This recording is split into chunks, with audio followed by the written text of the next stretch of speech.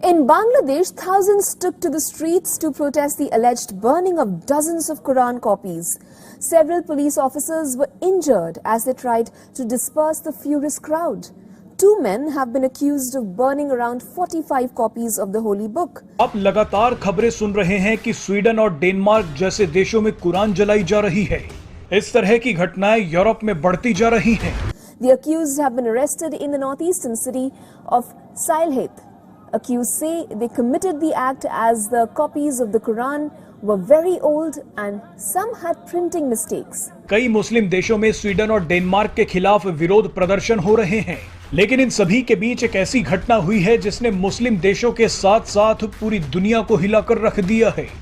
फिर एक बार कुरान जलाने का मामला आजकल सुर्खियां बटोर रहा है और इस बार ये मामला किसी गैर इस्लामिक देश से नहीं बल्कि एक इस्लामिक देश से ही निकलकर सामने आ रहा है, जहां पर पाक कुरान की 45 प्रतियां जलाई गई हैं। जी हां दोस्तों, इस समय ये खबर आ रही है बांग्लादेश से। बांग्लादेश में अभी हाल ही में दो व्यक्तियों द्वारा, जो कि खुद ही एक मुस्लिम व्यक्ति हैं, और इन्होंने 45 प्रतियां इस्लाम की धार्मिक कुरान की 45 प्रतियां जला दी है, जिसके चलते बांग्लादेश में काफी बवाल हो गया है। लगभग सैकड़ों हजारों लोग सड़कों पर उतर आए हैं और धरना प्रदर्शन कर रहे हैं, जिसके बाद में वहां की पुलिस और प्रशासन लगातार इनको कंट्रोल में करने पे लगी हुई है। इन लोगों ने उन दो व्यक्तियों पर हमला भी किया, यानी कि वहां की भीड़ ने उन दो व्यक्तियों पर, अभियुक्तों पर हमला भी किया, जिसके बाद उन्हें किसी तरह से बचाकर अब जेल में बंद कर दिया गया है। लेकिन चूंकि ये मामला इतनी जल्दी शांत होने वाला नहीं है, जिसके चलते अभी भी वहां पर लगातार धरना प्रदर्शन और प्रोटेस्ट किए जा रहे हैं और लगातार बांग्लादेश जलने की ओर बढ़ रहा है। इन दो अभियुक्तों का मानना था कि ये ग्रंथ काफी पुरानी है और इसमें कुछ छपाई में दिक्कत है, इसके चलते इन्होंने ये कुरान जला दिया था। और वहाँ के धार्मिक गुरु का भी अब कहना है कि अब चूंकि ये किसी लायक नहीं है, मतलब इसका इस्तेमाल नहीं किया जा सकता, तो इसे अब नष्ट कर देने में ही भलाई होने वाली है, क्योंकि अब ये आधी जली हुई है, तो इनका इस्तेमाल तो वाकई में करना एक मतलब सही नहीं रहेगा, तो इसलिए इसको अब नष्ट करवा दिया जाएगा। लेकिन इसके चलते पूरे विश्व में काफी बवाल सा मच गया है, क्योंकि इस बार जो है यह घटना किसी गैर मुस्लिम देश से नहीं बल्कि मुस्लिम देश में ही हो चुकी है, और जिसके चलते बांग्लादेश अब इन सभी इस्लामिक देशों के रडार पर आ चुका है कि आपके इस देश में कैसे ये सब हो रहा है, आपके नाक के नीचे ही ये सब घटनाएं कैसे होने लगी। अब इसके पहले स्वीडन में और यूरोपीय देशों में कुरान जलाने की बात हमेशा सामने आ रही थी, और अब ऐसे में इस्लामिक देशों से भी अगर ऐसे वाकया होने लगे तो बहुत ही खराब सा मामला बन रहा है इस्लामिक लोगों के लिए, और ये वाकई में बहुत ही शर्मनाक हादसा है। लोगों को ऐसा नहीं करना चाहिए, क्योंकि सभी धर्मों के प्रति उनकी खुद की संवेदनाएं होती हैं, उनको मानने वालों की संवेदनाएं होती हैं, तो उनकी संवेदनाओं से वाकई में किसी को खेलने का बिल्कुल अधिकार नहीं है।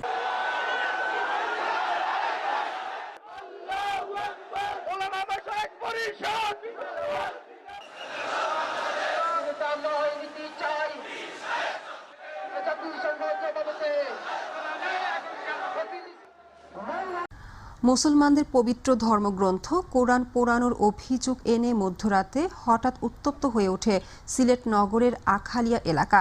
নগরের আখালিয়া এলাকার একটি শিক্ষা প্রতিষ্ঠানের প্রধান কর্তৃক কোরআন পোড়ানোর অভিযোগ এনে উত্তেজনা ছড়িয়ে পড়ে স্থানীয়দের মাঝে। इस बार तो एक मुस्लिम देश में कुरान जलाई गई है और कुरान जलाने वाले भी मुस्लिम लोग हैं। इस्लामिक देश बांग्लादेश में कुरान जलाने की एक घटना सामने आई है। देखें जी, वो इस तरह की हरकतें करके हमारे मुसलमानों के ईमान को टेस्टर लगा रहे हैं कि क्या अभी इनमें सलाहुद्दीन अय्यूबी, महमूद गजनवी, मोहम्मद बिन कासिम का खून है कि नहीं है।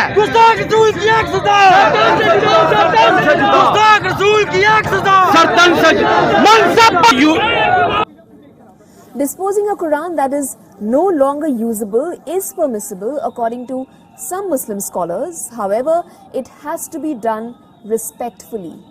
Thousands of people gathered and tried to attack the two accused. दो लोगों ने मिलकर पवित्र कुरान की प्रतियों को आग के हवाले कर दिया। इसके विरोध में बांग्लादेश की सड़कों पर हजारों लोग उतर आए हैं। इन बांग्लादेशियों ने कुरान जलाने वाले दोनों आरोपियों को मारने की कोशिश की है। এরপর স্থানীয়দের কয়েকজন দল বল নিয়ে ওই প্রতিষ্ঠান প্রধানকে একটি কক্ষে আটকে রাখে। খবর পেয়ে পুলিশ তাকে উদ্ধার করে। এরপর উত্তেজিত লোকজন মিছিল নিয়ে সিলেট সুনামগঞ্জ মহাসড়ক অবরোধের চেষ্টা করলে পুলিশ তাদেরকে সরিয়ে দেয়। উত্তেজিত লোকজন মিছিল করে পুলিশকে লক্ষ্য করে ইট পাটকেল ছোড়ে। पुलिस के मुताबिक बांग्लादेश में कुरान जलाने के विरोध में लगभग 10,000 लोग प्रदर्शन कर रहे हैं। प्रदर्शनकारियों के साथ झड़प में कम से कम 14 पुलिस वाले घायल हो चुके हैं। सलाहुद्दीन अय्यूबी ने कहा था कि उम्मत मुस्लिमा को हर दौर में एक सलाहुद्दीन अय्यूबी की जरूरत होगी। आज तकनीकी हमारे लिए तमाम आसमानी किताबें, हम हमारे मजहब में तमाम अंबिया कराम का एहतराम वाजिब है, ठीक है। और इसलिए जिस तरह हम एहतराम करते हैं, इस तरह उस मुआशरे को भी चाहिए, उस गंदे मुआशरे को, कि नबी पाक सल्लल्लाहु अलैहि वसल्लम और कुरान करीम हमारी मुकद्दस किताब है। आरोपियों ने पुलिस को बताया है कि उन्होंने कुरान की दर्जनों प्रतियां इसलिए जला दी क्योंकि वो पुरानी थी और उनमें छपाई की कुछ गलतियां थी। পুলিশ সাউন্ড গ্রেনেড ও ফাঁকা গুলি ছুড়ে পরিস্থিতি নিয়ন্ত্রণে আনার চেষ্টা করে। এদিকে ধর্মগ্রন্থ পোড়ানোর ঘটনার প্রত্যক্ষদর্শী, অভিযুক্ত শিক্ষক এবং পুলিশের কোনো বক্তব্য পাওয়া যায়নি।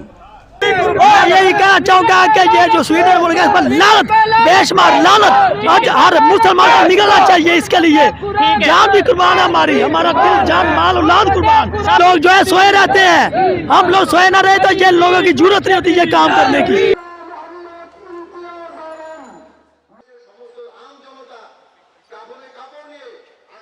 সরকারকে বলতে চাই, শুধু তোষামোদী নয়, সুইডেনের রাষ্ট্রদূতকে কড়াভাবে সতর্ক করুন, প্রয়োজনে বহিষ্কার করুন, সুইডেনের সাথে সম্পর্ক ছেদ করুন। সুইডেনের সাথে আমাদের কোনো সম্পর্ক থাকতে পারে না। সুইডেন রাষ্ট্রীয়ভাবে কোরআনের বিরুদ্ধে অবস্থান নিয়েছে। আমরা চাই আমাদের রাষ্ট্র সুইডেনের বিরুদ্ধে অবস্থান গ্রহণ করুক।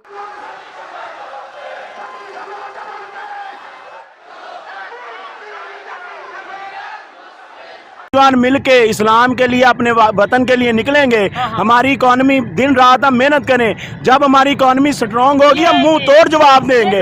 क्या कहना चाहेंगे? मैं यही कहना चाहूंगा कि मुसलमानों को इत्तेहाद की जरूरत है, ये सब इकट्ठे हो जाएं।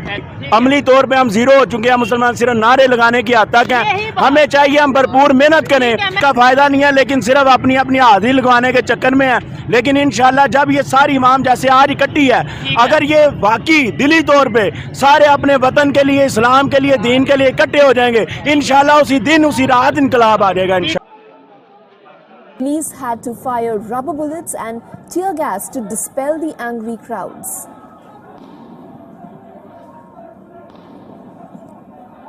पुलिस ने बताया कि आरोपियों में एक शख्स स्कूल का प्रिंसिपल है जिसका नाम नरूल रहमान है, तो वहीं दूसरे शख्स का नाम महबूब आलम है।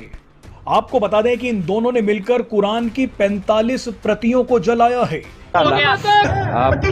इसके लिए जो सारा इंतजाम किया गया है वो इसी वजह से किया गया कि एक दिन मुकर्रर किया जाए, उस हिसाब से सब मिलके, बल्कि पूरी दुनिया के मुसलमान इकट्ठा होकर आवाज़ उठाएं तो इस कुफर किल्ली का जो खात्मा कर सकते हैं।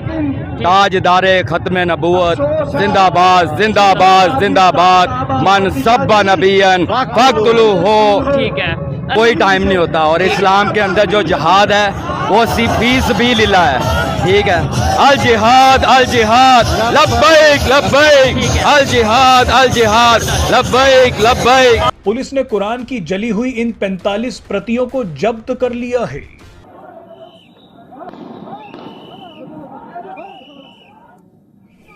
कुरान की जली हुई प्रतियों को लेकर बांग्लादेश के इस्लामिक विद्वानों का कहना है कि अब इन्हें इस्तेमाल नहीं किया जा सकता, इसीलिए सम्मान पूर्वक इन कुरान की प्रतियों को नष्ट कर दिया जाना चाहिए। बांग्लादेश में कुरान जलाने की घटना आई सामने। कुरान की दर्जनों प्रतियों को आग के हवाले कर दिया गया है। विरोध में हजारों लोग सड़कों पर उतर आए। प्रदर्शनकारियों ने आरोपियों पर हमला करने की भी कोशिश की। प्रदर्शनकारियों के साथ झड़प में कम से कम 14 पुलिसकर्मी घायल हुए हैं। पुलिस ने दोनों आरोपियों को फिलहाल गिरफ्तार कर लिया है।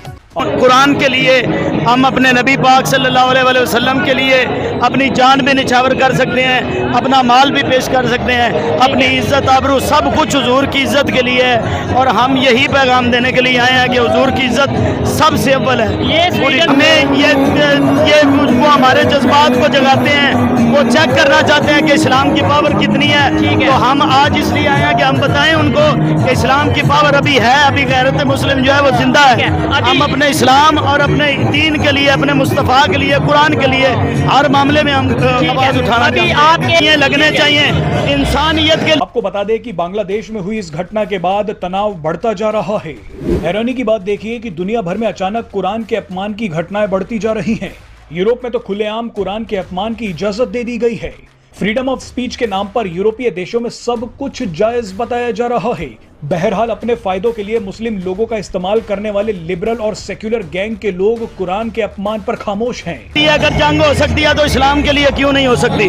अगर इंसान के पास जुल्म हो तो उस पर जंग हो सकती है। तो जब कुरान की बेहुरमती की जाए, कुरान को जलाया जाए, तो जिहाद से बढ़कर कोई उनका इलाज नहीं है। बिल्कुल, क्या परवाह करनी है? जब सलाम नहीं है, ईमान नहीं है, तो जान की किस बात की परवाह करनी है? ठीक है। ये जान किस काम की, ये ईमान किस काम का? हम ये गुस्ताखी बर्दाश्त करें? हमारे माँ बाप ने जन्म देते हुए बताया था कि मरना भी रसूलुल्लाह के नाम से, जीना भी रसूलुल्लाह के नाम से। ठीक हो गया। इसे जान का क्या करना? एक पैगाम देना चाहता हूँ, ये जान किसी की काम की नहीं है। जिसमें ईमान न रहा, रसूलुल्लाह सल्लल्लाहु अलैहि वसल्लम की इज्जत न रही, ये जान का कोई फायदा नहीं।